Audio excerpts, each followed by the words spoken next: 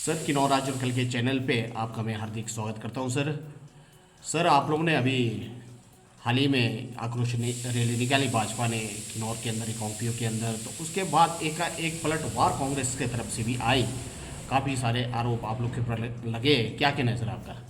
जी धन्यवाद। सबसे पहले तो जयराज जी, आप और आपके आज और कल के पेज पर मुझे बुलाने पर आपका बहुत बहुत धन्यवाद और आभार प्रकट करता हूँ। मेरे साथ भाजपा जिला के सचिव आदरणीय जीतराम जी। तो आपका जो सवाल है उसका मैं जवाब देता हूँ जयराज जी। एक दिन पूर्व, जैसे कि आप सभी जानते हैं, हिमाचल प्रदेश के इतिहास के जो काले 2 वर्ष पूरे हुए हैं माननीय सुखविंदर सिंह सुक्खू जी की अध्यक्षता में, उस पर भारतीय जनता पार्टी जिला किन्नौर ने एक जन आक्रोश रैली निकाली और मैं आपके चैनल से उस जन आक्रोश रैली को सफल बनाने के लिए किन्नौर की देवतुल्य जनता का भी आपके चैनल के माध्यम से बहुत बहुत धन्यवाद करता हूं। और उसके ठीक एक दिन बाद, जैसा कि आपने कहा कि कुछ कांग्रेस के कार्यकर्ताओं द्वारा, नेताओं द्वारा, चाहे वो कांग्रेस जिला के मुखिया उमेश जी हो, चाहे जगत जी के कुछ किराएदार हों, चाहे फुंगी वार्ड के जिला परिषद सदस्य हितेश जी हो, या और भी कांग्रेस के कार्यकर्ताओं ने कहा कि जो भी जन आक्रोश रैली थी भारतीय जनता पार्टी का वो फ्लॉप रहा। सबसे पहले तो मैं ये बताना चाहता हूँ जयराज जी, आपके चैनल के माध्यम से, राजनीति में जब भी कोई कार्यक्रम होता है, चाहे वो जनसभा हो, चाहे वो कोई रैली हो, तो वो सफल या असफल कहाँ पता चलता है, ये इन्होंने साबित कर दिया। जिस प्रकार से एक दिन के अंदर इनके अलग अलग नेताओं द्वारा अलग अलग रिएक्शन, जो प्रतिक्रिया देखने को मिली, इससे यह साबित हो गया कि यह जो आक्रोश रैली थी जिसका पूरा समर्थन किन्नौर की जनता ने दिया।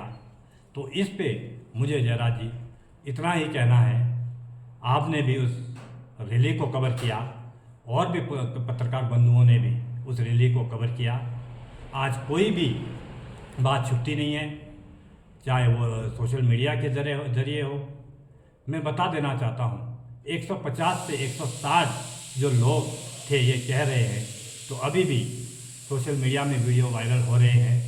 कम से कम उसमें 500 से अधिक किन्नौर की जनता ने भाग लिया और सुक्खू सरकार के जो 2 साल के निरंकुश और असफल है, इस पर कड़ा प्रहार किया, जिससे किन्नौर कांग्रेस की जड़ें हिल गई है।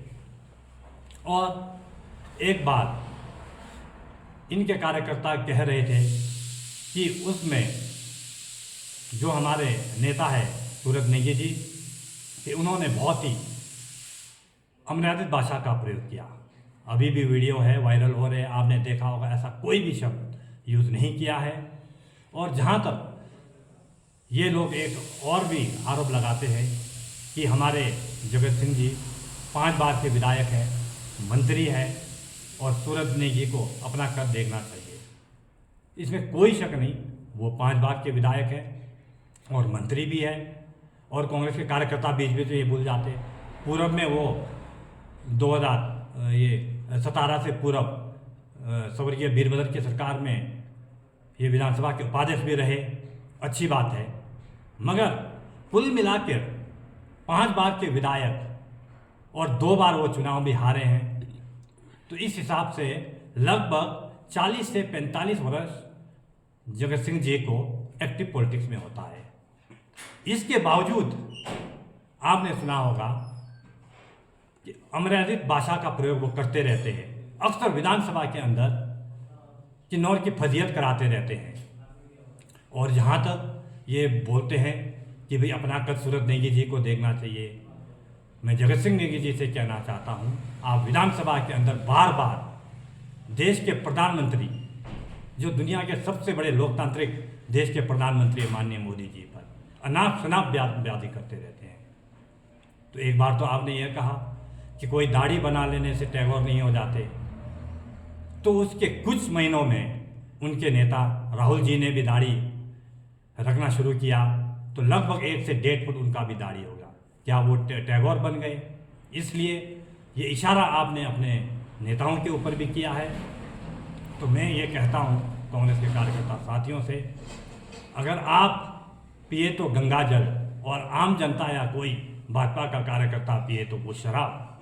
इसलिए ये दोगलापन नहीं चलेगा। और जहाँ तक ये लोग जगत सिंह जी को विकास पुरुष कहते हैं, तो विकास के नाम पर मैं आपको बताऊं जयराज जी, पिछले 2 वर्षों में जितने भी जगत जी ने शिलान्यास और उद्घाटन किए वो सिर्फ और सिर्फ पूर्व में मुख्यमंत्री आदरणीय जयराम जी के जो कार्यकाल था उसी के ऊपर ये चला हुआ है। सारे शिलान्यास और उद्घाटन, सारे जो बजट का प्रावधान पूर्व की सरकार जयराम जी ने किया था और सूरज नेही के प्रयास से हुआ है। ये विकास पुरुष कैसे हो सकते हैं?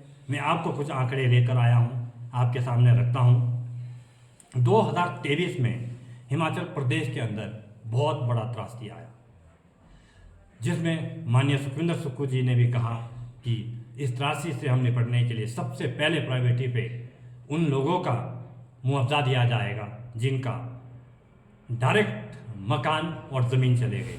अभी तक मैं आपको बता दूं, एक भी ऐसा व्यक्ति नहीं है जिसको मुआवजा दिया गया है। उसके बावजूद जो रेन डैमेजेस में काम हो रहे हैं वो आप जानते हैं सब मनरेगा के तहत किए जा रहे हैं। और आप सभी को मालूम है मनरेगा का बजट किसका है। और दूसरी बात, बजट सत्र में, पिछले से बजट सत्र में सरकारी कर्मचारियों के वेतन बढ़ोतरी करने का इन्होंने नोटिफिकेशन जारी किया। 1 साल गुजरने को हो गए हैं, अभी तक वो सिर्फ और सिर्फ कागजों में है। और किन्नौर के अंदर हॉस्पिटलों में डॉक्टर नहीं है। बीडीओ के अंदर, कल्पा ब्लॉक के बीडीओ के अंदर सिर्फ एक जेई काम कर रहा है। और डीएफओ अभी 1 महीने से किन्नौर का डीएफओ नहीं है। डीएफओ का चार्ट भी सरान के पास है। और सीसीटीवी कैमरे, रिकांगपिओ के 80% सीसीटीवी कैमरे का जो रख रखाव करने का काम जो प्रशासन का है वो एक भी काम नहीं कर रहा है आज के अंदर। और जिस विभाग में सिर्फ और सिर्फ थोड़ा बहुत बजट है तो वो एकमात्र आईपीएच विभाग है। और आप जानते हैं आईपीएच विभाग में भी सिर्फ और सिर्फ माननीय मोदी जी के वजह से जो जल जीवन मिशन के तहत जो बजट आ रहा है वही है। उसका एक जीता जागता उदाहरण मैं आपको बताऊं, युआरएंगी मोड़ के ऊपर जो टैंक बने हैं 3 बड़े बड़े टैंक, वो जीता जागता इसका एक प्रमाण है। और इनके कुछ कार्यकर्ता कह रहे थे जहाँ शिल्टी रोड में विकास हुआ है। शिल्टी रोड में बता दूं, आपके नेता जगत जी जब विधानसभा के उपाध्यक्ष थे तब अफरा तफरी में उन्होंने उसका उद्घाटन किया था। और उद्घाटन किया, उसके बावजूद ना पिकअप ना एक ट्रैक्टर भी नहीं जा सकती थी उसमें। बाद में आदरणीय जयराम जी की सरकार आई तो सूरज नेगी जी ने प्रशासन को साथ ले आकर एक्सीन के साथ वहाँ देखा तो उन्होंने तो हाथ खड़े कर दिए कि इसमें तो कोई भी गाड़ी नहीं जा सकती। उसके बाद आप सभी जानते हैं, किन्नौर की तमाम जनता को भी ये मालूम है बजट का कितना मुश्किल होता उद्घाटन के बाद में दोबारा से हमको उसको मेंटेनेंस के लिए, रिपेयरिंग के लिए अलग सा बजट का प्रावधान करना पड़ा, जिसमें से जयराम जी के आशीर्वाद से 13.5 करोड़ रुपया और सूरज जी के प्रयासों से आया। उसके बाद अब जाकर गाड़ियाँ चल रही है।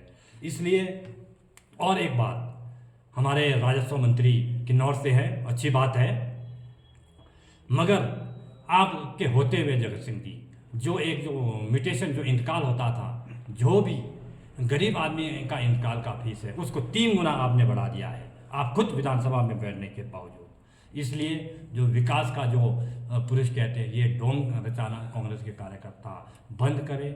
और इस के माध्यम से मैं ये बताना चाहता हूँ, आज तक के इतिहास में जितनी भी सरकारें बनी कम से कम 4 या 4.5 वर्ष तक लोग सड़कों पर नहीं आते। कम से कम 4 या 4.5 वर्ष तक कोई भी सड़कों पर नहीं आते हैं। सिर्फ और सिर्फ इन 2 वर्षों में हिमाचल के अंदर किन्नौर के साथ साथ सभी जनता रोडों पर है। सर मैंने वीडियो देखा गुलवंत ने की जो इंटेक के उपाध्यक्ष है राज्य के, उन्होंने कहा कि भारतीय जनता पार्टी को हमने 2 साल में 2 बार हराया है, तो उस पर क्या कहना है आपका? जी ये लोकतंत्र में 2 बार चुनाव हम हारे हैं, उसको भी हम स्वीकार करते हैं। उसके बावजूद तुरंत जो भी लोकसभा के चुनाव थे उसमें भी हमने ने चारों खाने चित इनको कर दिया है। जो पिछले 2 चुनाव में हमारे कमियां रही है उस पर भी हम प्रयास कर रहे हैं। आने वाले भविष्य में हम 2022 तक जयराज जी आपको बता देता हूं, इनका जो बड़ा नेता जो विकास पुरुष अपने आप को रिकॉर्ड तोड़ मतों से हराएंगे हम। सर और कुछ कहना चाहे किन्नौर वासियों को आप? किन्नौर वासियों से मेरा यही रहेगा कि किन्नौर वासियों और मेरे ओर से, चाहे वो माननीय सुखविंदर सिंह सुक्खू जी हो, चाहे जगत सिंह नेगी जी हो, आप इस वक्त चाहे तो बहुत कुछ कर सकते हैं मगर आपका मंशा करने का नहीं है।